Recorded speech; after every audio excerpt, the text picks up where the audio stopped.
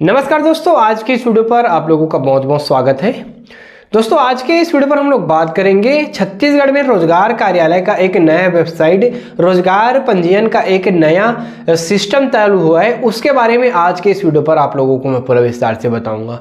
हाँ दोस्तों, छत्तीसगढ़ में अब रोजगार कार्यालय में आपको भटकने के लिए, रोजगार पंजीयन के लिए भटकने के लिए कोई आवश्यकता नहीं है। छत्तीसगढ़ की सरकार के द्वारा एक नया वेबसाइट, एक नया सिस्टम चालू किया गया, जिसके लिए आपको मात्र आपका आधार कार्ड लगेगा और आपका एक पासपोर्ट साइज फोटो का स्कैन कॉपी लगेगा। बस मात्र ये दो चीज रहे, आप अपना रोजगार पंजीयन खुद से 5 मिनट में या फिर 2 मिनट में पंजीयन कर पाएंगे। अगर आप लोगों का रोजगार पंजीयन पहले हो गया होगा या फिर नहीं हुआ होगा या फिर रिन्यूअल का टाइम आ गया होगा, तो अब आपको एक नया वेबसाइट मिल गया है। अब उस वेबसाइट पर सारा प्रोसेस होगा। तो आज के इस वीडियो पर हम लोग देखेंगे कि हमारा जो पुराना रोजगार पंजीयन है उसको क्या इस नए वेबसाइट में लॉगिन करके देखा जा सकता है या फिर फॉरगेट करके या फिर किसी भी प्रकार का कोई भी उसमें सुधार करके देखा जा सकता है क्या। और उसके बाद अगर उसमें कोई भी सुधार नहीं होता है तो नया रजिस्ट्रेशन करने का जो प्रोसेस है, नया रोजगार पंजीयन करने का जो प्रोसेस है, उसको आप लोगों को मैं विस्तार से बताऊंगा। तो दोस्तों चलिए वीडियो पर आगे बढ़ते हैं। वीडियो पर आगे बढ़ने से पहले प्लीज हमारे चैनल पर पहली बार आए तो प्लीज चैनल को सब्सक्राइब कर दीजिए एंड सब्सक्राइब के साइड में दी बेल आइकन को प्रेस कर दीजिए। सो फ्रेंड्स, चलिए वीडियो शुरू करते हैं। रोजगार पंजीयन का प्रोसेस करने के लिए आपके पास आपका आधार नंबर होना चाहिए और आपके पास एक मोबाइल नंबर होना चाहिए जिसमें ओटीपी आएगा और आपका फोटो स्कैन कॉपी होना चाहिए। बस इतना चीज आपके पास होना चाहिए। आप अपने मोबाइल से भी इस फॉर्म को सबमिट कर सकते हो या फिर अपने कंप्यूटर से भी सबमिट कर सकते हो। तो चलिए आगे का प्रोसेस करते हैं। तो आगे का प्रोसेस करने के लिए आपको जाना होगा इसका जो नया वेबसाइट जो लॉन्च किया है उसके ऑफिशियल वेबसाइट पर। तो ऑफिशियल वेबसाइट पर जाने के लिए सिंपली चलिए चलते हैं गूगल पर। गूगल में आने के बाद irozgar.cg.gov.in टाइप करके सर्च कर देना है। सर्च करने के बाद इस प्रकार का पेज खुल करके सामने आएगा। तो यहाँ पर हम लोग सबसे पहले देख लेते हैं हमारा जो पुराना रजिस्ट्रेशन है, उस रजिस्ट्रेशन नंबर के हिसाब से यहाँ पर अपना आईडी पासवर्ड डाल करके लॉगिन करके देखते हैं। अगर हो जाए तो मेरा पुराना रजिस्ट्रेशन नंबर और पासवर्ड मुझे याद है, तो यहाँ पर मैं डाल के देख रहा हूँ।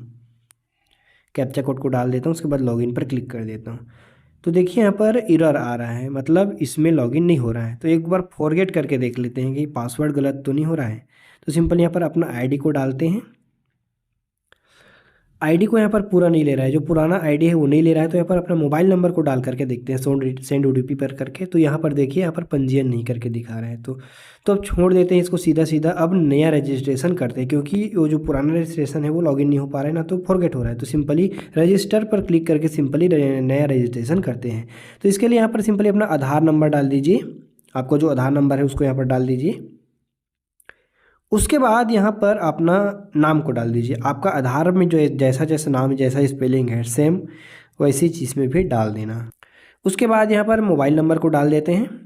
मोबाइल नंबर को डाल दीजिए अपना, जो भी मोबाइल नंबर आप डालना चाहो। उसके बाद ओटीपी भेजे पर क्लिक कर दीजिए। उसके बाद ओके पर क्लिक कर दीजिए। उसके बाद यहाँ पर आपके मोबाइल पर जो ओटीपी आया उस ओटीपी को डाल करके ओटीपी सत्यापित करे पर क्लिक कर दीजिए। उसके बाद सिंपल यहाँ ऊपर पर ओके पर क्लिक कर दीजिए। ओके पर क्लिक करने के बाद आपका ओटीपी सत्यापित हो जाएगा और इस प्रकार का पेज खुल करके सामने आ जाएगा। अब यहाँ पर आपको अपना जो पूरा डिटेल है वो सबमिट करना है। यहाँ पर जो जो जानकारी मांगी गई है वो जानकारी यहाँ पर हमको अब सबमिट करना है। तो यहाँ पर सबसे पहला है लिंग। तो यहाँ पर पुरुष सिलेक्ट कर लेता हूँ मैं। उसके बाद वैवाहिक स्थिति, तो विवाहित डाल देता हूँ। उसके बाद यहाँ पर अपना पिता का नाम डालना है। तो आपका पिता का नाम यहाँ पर डाल दीजिए, अंग्रेजी में डालना है। उसके बाद यहाँ पर अपना डेट ऑफ बर्थ को सिलेक्ट कर लीजिए। उसके बाद यहाँ पर जाति वाले में अपना ST OBC SC जो भी है वो सिलेक्ट कर लीजिए। उसके बाद दिव्यांग वाले में अगर आप दिव्यांग है तो हाँ डाल दीजिए, अगर दिव्यांग नहीं है तो नो डाल दीजिए। उसके बाद यहाँ पर डाल दीजिए अपना एजुकेशन। तो जो भी है यहाँ पर डाल सकते हो, 12वीं पास हो कि 10वीं पास हो कि ग्रेजुएशन हो कि BCom सेकेंड ईयर हो कि BA सेकेंड ईयर हो कि BA फर्स्ट ईयर हो।